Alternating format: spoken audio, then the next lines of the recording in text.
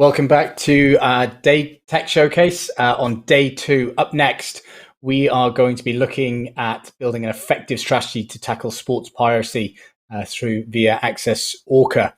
So very, very excited to have joining me is Kevin Lejenik, who's the Product Director of Security. And along with him is Pascal Biro, who's the Vice President of Sales for EMEA. So to kick things off, over to you, Pascal. Okay, so hi everybody. Again, Pascal Biro from Viaccess-Orca, VP Sales EMEA. And I'm here today to talk about how to build an effective strategy to tackle sports piracy. So let's see. Before we dig into numbers and figures, we thought it was going to be interesting to share what are the options available today for an end user to watch sports content. And we took the example of last week's Champions League games, Paris Saint-Germain against Leipzig.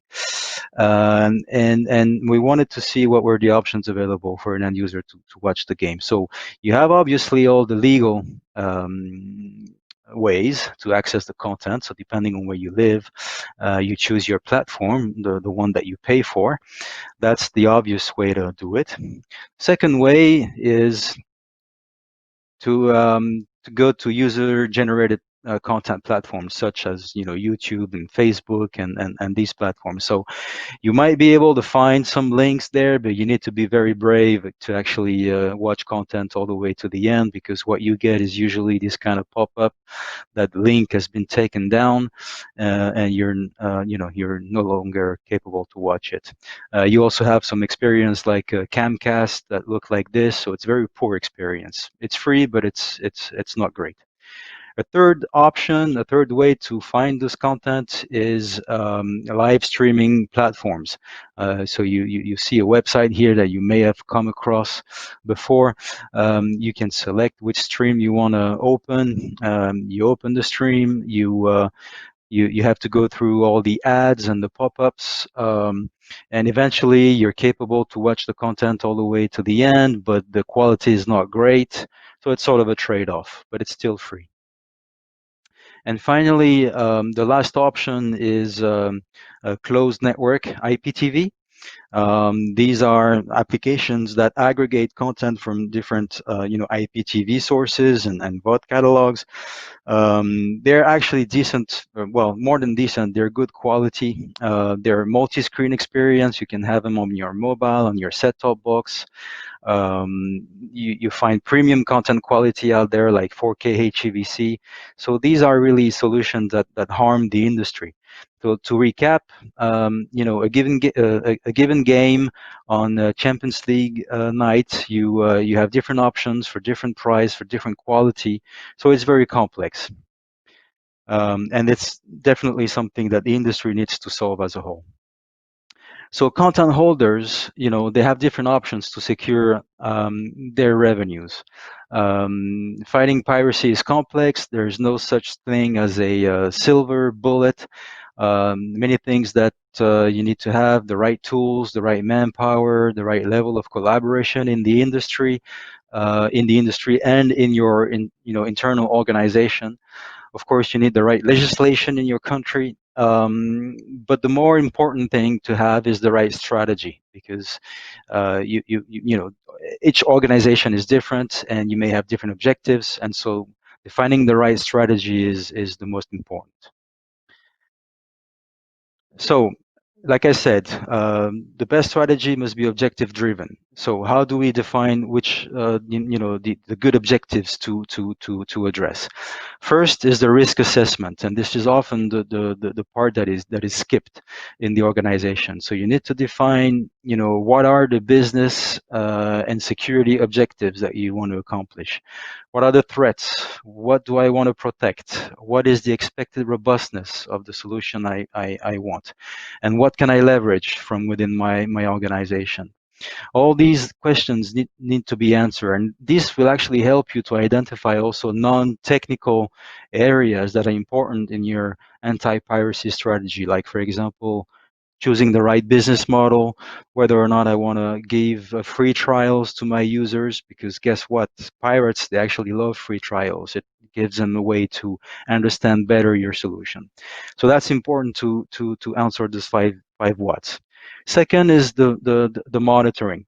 Once you've defined the whats, how do I monitor my content? From internal monitoring, so my video installations, so my head ends, my service platform, my applications, my website if I have any.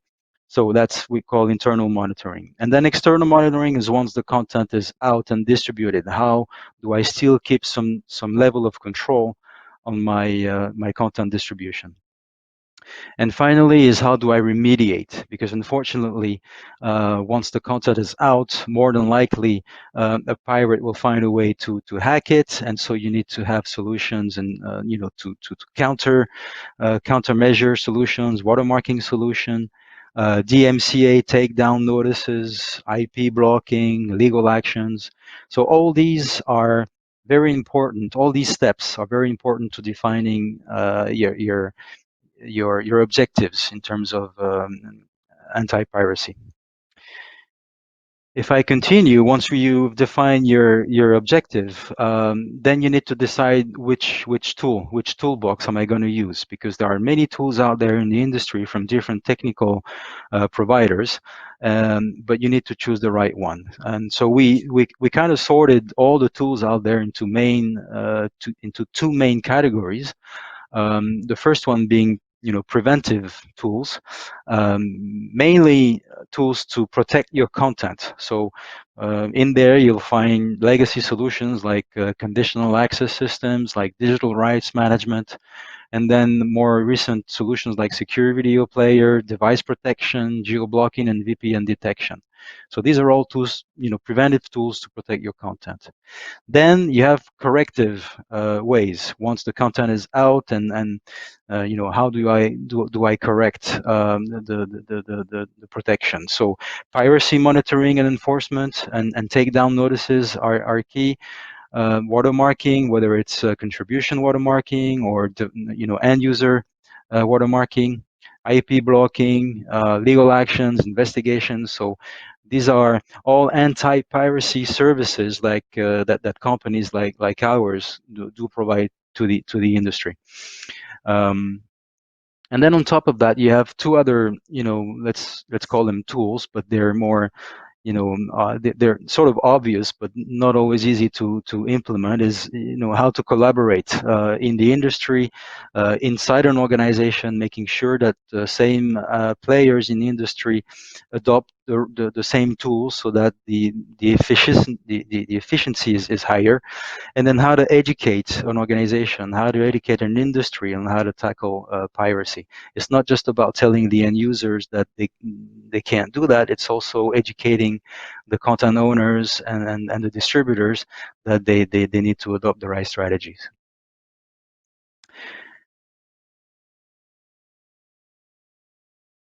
Yeah, so now it's choosing the right toolbox for your service. Let's remember that we're talking about protecting sports here. So the takedown notices are very efficient when it comes to protecting live sports. And just like we saw on the first slide that I shared, you saw that the YouTube link was taken down very efficiently in a matter of a few minutes. So here it's a tool that is very efficient for live sports. And then, on closed network IPTV or streaming platform, it's a bit more difficult to have results in the time frame of a live event, but it's still quite efficient. But still, you need these technologies and these tools to be able to build a legal case. Because if you want to go and attack here, the pirates, you need to have proof, and these tools give you the way to have proof. And if you combine that with watermarking technologies, you have a very strong tool set.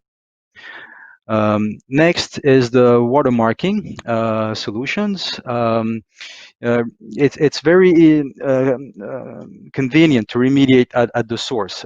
Subscriber level watermarking is required if you want to take actions during a live event, because if it's at the device level, you can shut down a device and stop the illegal stream. But you need to know that pirates will compromise your watermarking implementation no matter what. This is what pirates do. So your solution must be renewable. That's a key thing to consider when selecting a watermarking solution. And then on top of that, your watermarking solution needs to be deployed everywhere, because again, if you have a hole in your distribution scheme, and there's a source that is not protected, the pirates will find it, and this will be your weakest link in your chain. So it has to be deployed everywhere. It has to be easily integratable, because again, it has to be everywhere. So you want to reduce the costs, and you need to collaborate with all the content owners out there. And lastly is the secure video player. The secure video player is a lot more secure than just the native player plus DRM. It's actually a way to protect from software hacking attacks by enabling code obfuscation, white box cryptography, anti-debugging, and anti-tampering solutions. So that's very important. And then secure player, it also participates in the protection of your watermarking and fingerprinting solutions, especially if those solutions are device-based. And finally, if you have selected the PC as one of your distribution channel, you may want to prefer a heavy client as opposed to HTML5 JavaScript implementations that are known to be weaker in terms of security. To conclude, some takeaways of this short presentation on how to build a strategy is: first, answer the 5 whats, because as we said, there's no one-size-fits-all strategy, so you need to know where you're going. Then combine the tools according to your strategy. It's one thing to select a tool, but you need to make sure it actually corresponds to your strategy and to your field. Here it's sports, so you want to select a tool that is more suited to live events, for example, as we saw previously. Then involve the company at every level. It's not just a matter of the CSIO or the CTO to select the right tool. It's also the marketing, the sales to define the right business model, to define the right strategy, to set up user identification and things like that. So it's really a holistic approach that is necessary. And finally, select a partner that will provide all these solutions, tools, and services that will be flexible enough so that when you have to adapt to tomorrow's issues, because they will definitely be different than today's, well, you need a partner that will adapt to those new trends and new needs. So that's it for this introduction on anti-piracy strategy in sports. I'll take any questions with my colleague Kevin from now on. Thank you very much for listening. Thank you, Pascal. Fantastic, fantastically in depth there. A couple of questions. First one related to slide 6.